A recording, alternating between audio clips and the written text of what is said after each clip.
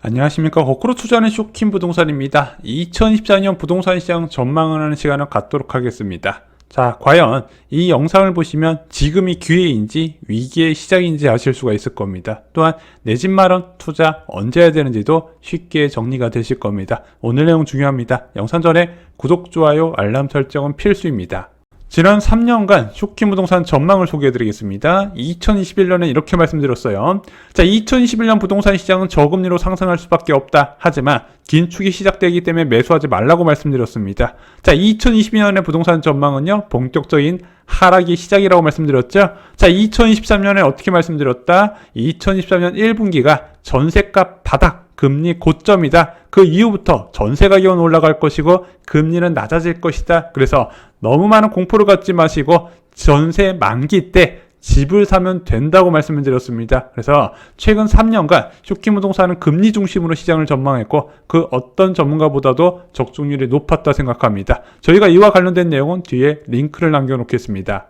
자, 저희가 시장을 전망하는 방법은요, 단기 전망에선 시장금리 변화, 전세값, 잠실아파트 가격, 청약 경쟁률 등을 봅니다. 장기 전망에서는 기준금리 흐름과 국제 원자재 가격 등을 보면서 앞으로 지금이 사야 될 시점인지 아닌지 말씀을 드리고 있어요. 자, 제가 전망하는 기준으로 확인할 수 있는 것은 무엇일까요?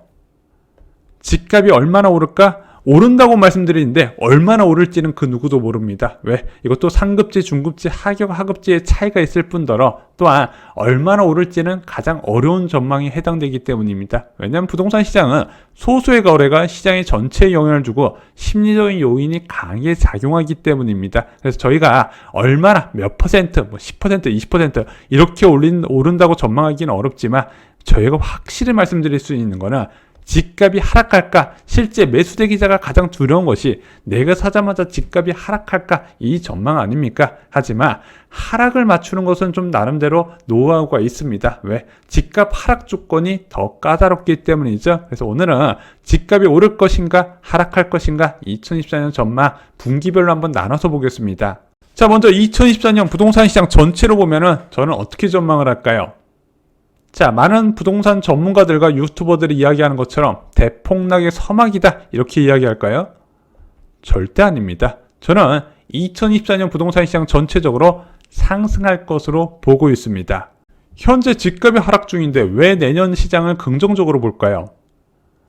수도권 아파트 약세의 원인이 뚜렷하기 때문입니다. 지금 왜 떨어지고 있냐? 간단해요. 겨울 비수기에 들어왔습니다. 자, 이때는 한시적으로 갭 투자자들이 매도할 수 있는 시기라고 말씀드렸고 신축 아파트 입주가 몰려서 좀 많은 변화가 있는 시기다. 근데 보통 이 겨울 비수기는 3월부터 끝납니다. 자, 시기가 정해진 이슈예요. 또한 지금 이 겨울 비수기가 좀 강하게 온 이유는 시장금리 급등 때문입니다. 3.7에서 3.8%였던 전세대출금리가 주택담보대출금리가 4.6%까지 단기간에 급등해버리니까 수요가 뚝 끊겨버린 거죠. 근데 이것도 이미 해소가 된 거라는 거죠.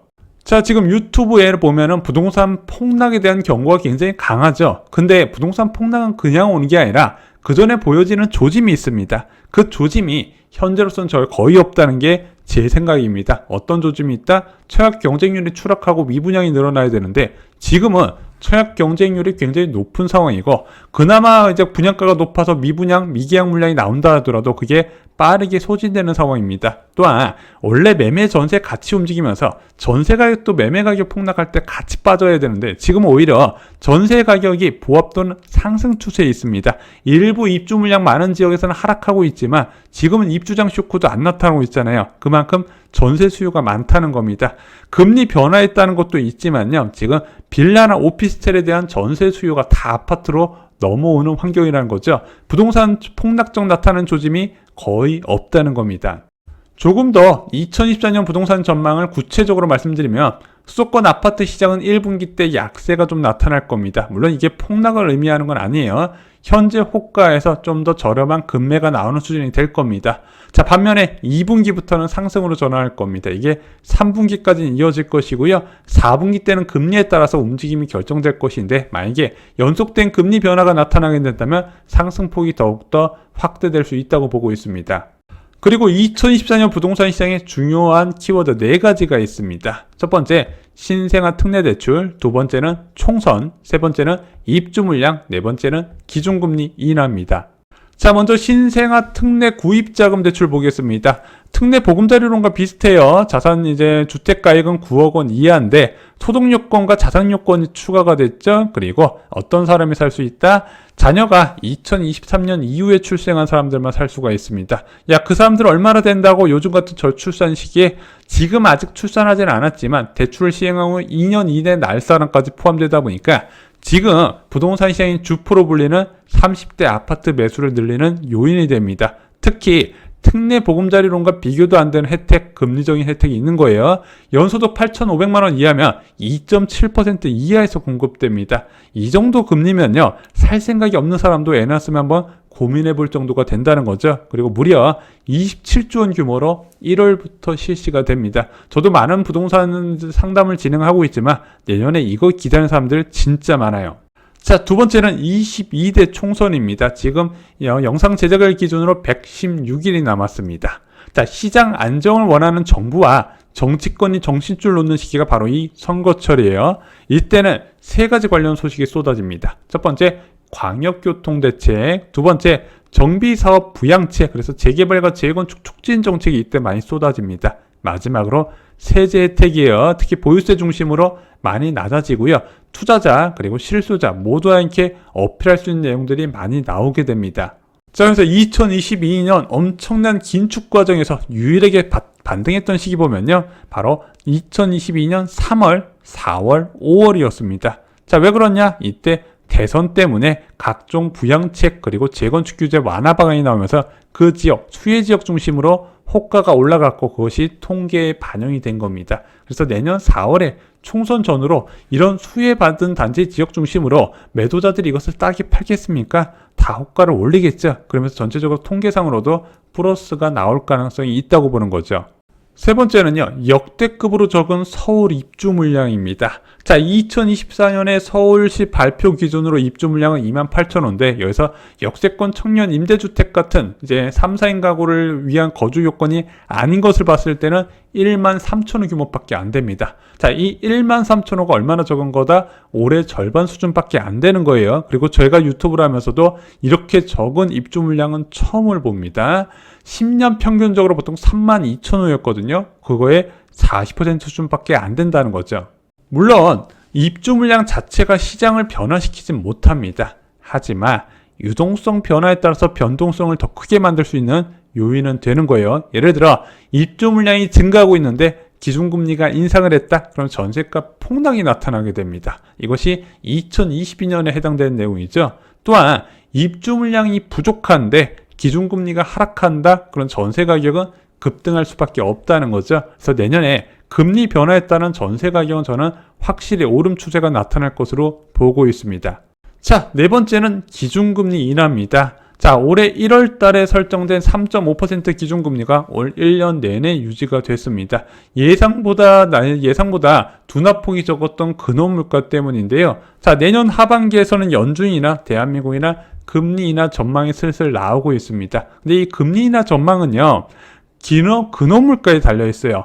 근원물가에 달려있기 때문에 현재 미래의 근원물가를 알 수 있는 사람은 아무도 없다. 이창용 총재도 모르기 때문에 이것을 섣불리 예상하는 것은 어렵습니다. 다만 현재 좀 어느 정도 저축률을 보이고 있는 한국은행의 물가 전망을 참고할 수 있는데 한국은행의 2024년 하반기에 근원물가 전망은 2.1%입니다. 물가 상승률은 2.3%예요.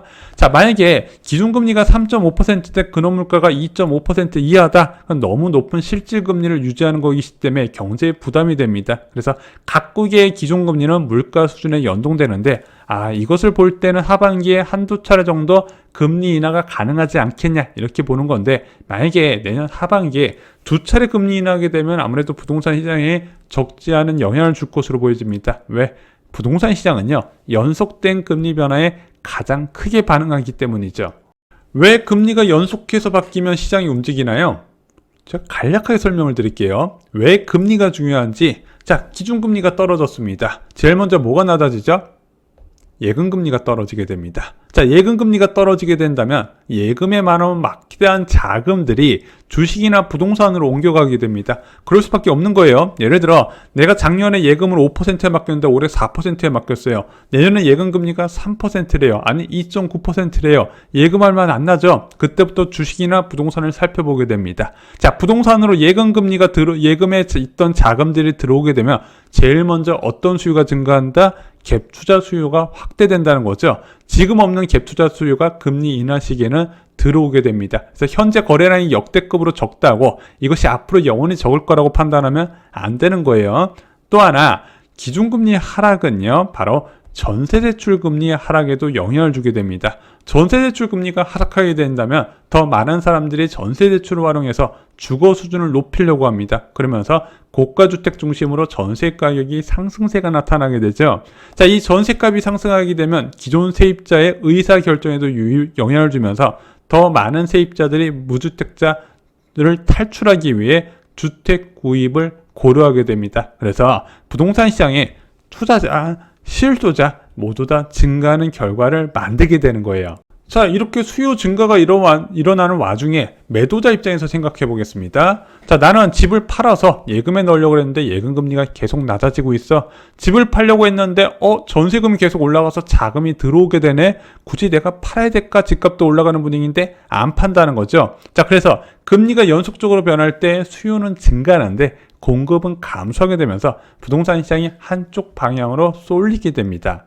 자, 2024년 부동산 전망을 요약해 보겠습니다. 2024년 1분기 이후 시장은 상승 전환될 것으로 보여지고 있습니다. 특히 지금 역전세란 이슈, 그나마 갭 투자들의 가장 큰 매도 압력으로 작용하는 역전세 이슈도 내년 2분기부터는 사라지거든요. 그러면은 지금 외곽 지역에서도 좀 많은 매도 물량이 있었던 것도 줄어들 가능성이 있다고 보고 있습니다. 전 개인적으로 이번 겨울 현재가 내 집 마련 투자에 괜찮은 환경이라고 생각합니다. 원래 1년 중 집값이 언제 제일 싸요? 여쭤보시면 저는 항상 겨울로 말씀드렸는데 지금 여러 환경들도 이번 겨울이 가장 저렴한 내 집 마련 기회가 있지 않을까 이렇게 보는 거고요.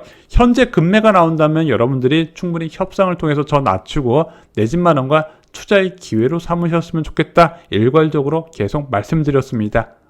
언론과 유튜브에 부동산 폭락 경고가 확대되는 와중에 2024년 상승 전망을 내놨습니다. 자, 부동산 시장 저는 너무 큰 공포를 가지시기보다는 그냥 필요를 느낄 때 내 집 마련에 적극적으로 나서시는 게 장기적으로 웃을 수 있는 전 결과이지 않을까 이렇게 생각을 합니다. 오늘 영상이 마음에 드셨다면요, 좋아요, 구독 꼭 눌러주시고요. 주변에 부동산 투자와 그리고 내 집 마련을 고민하시는 지인분이 있으시면 이 영상 공유해 주시면 큰 도움이 될 겁니다. 이상으로 영상 마치겠습니다. 감사합니다.